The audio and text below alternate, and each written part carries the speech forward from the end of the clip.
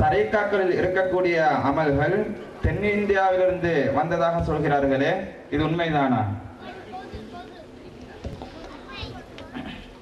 தரீக்காக்களே இருக்கக்கூடிய வணக்கங்கள் செயல்பாடுகள் எல்லாம் இந்தியாவிலிருந்து வந்ததுங்கிறாங்களே, உண்மைதானா அப்படின்னு இருக்கிறாங்க.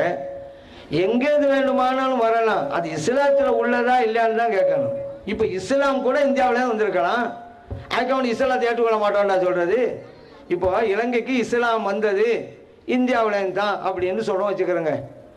நபி நாம் ஸல்லல்லாஹு அலைஹி வஸல்லம் அவர்களுடைய அந்த மார்க்கம் கூட அங்கே அரபு நாட்டிலேருந்து தான் வந்துச்சு, அதனால இஸ்லாத்தை ஏற்றுக்கொள்ள மாட்டான், அரபு நாளே வந்து சொல்றது. எங்கிருந்து வந்தால் என்ன, சத்தியம் எங்கிருந்து வந்தாலும் ஏற்றுக்கொண்டு தான் ஆகணும். இப்போ குர்ஆன் ஒரு ஆள் விளக்கம் தர்றாரு, இவர் என்ன விளக்கம் சொல்றாரு கேட்க மாட்டேன்னு சொல்றாரு. கொழும்புலேருந்து ஒரு ஆள் இந்த ஊருக்கு வந்து குர்ஆன் சொல்றான்னு வச்சுக்கிறோங்களேன்.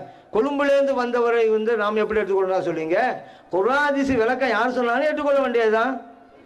தொழுவுங்கிறாரு, கொழும்புலேருந்து வந்தவங்க தொழுவுங்க, நோன்பு வைங்க, சக்காத்து கொடுங்கிறாரு.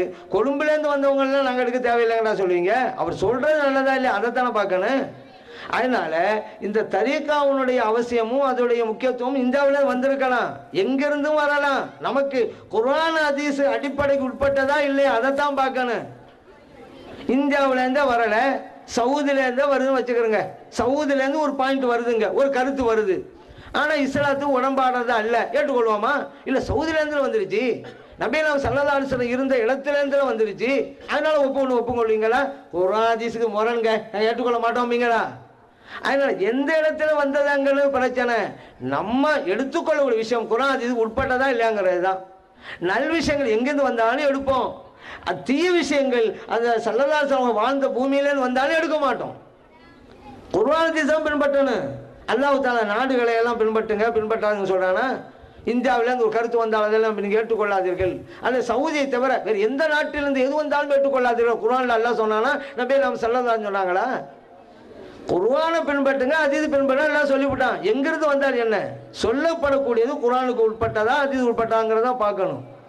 அதன் அடிப்படையில் இந்த தரீக்கத்துடைய நல்ல வணக்கங்கள் எல்லாம் குர்ஆன் ஹதீஸில் கூறப்பட்டது, நபி நாம் ஸல்லல்லாஹு அலைஹி வஸல்லம் அவர்களால் விளக்கப்பட்டது, சஹாபா பெருமக்களால் நடைமுறைப்படுத்தப்பட்டது.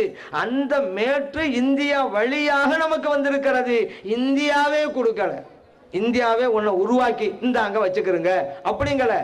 ஷரியத்தோட அந்த விஷயம் இந்தியா வழியாக உங்களுக்கு வேண்டுமானால் வந்திருக்கலாம், ஆனால் அது இஸ்லாம் சம்பந்தப்பட்டது என்பதை நாம் புரிஞ்சுக்கணும்.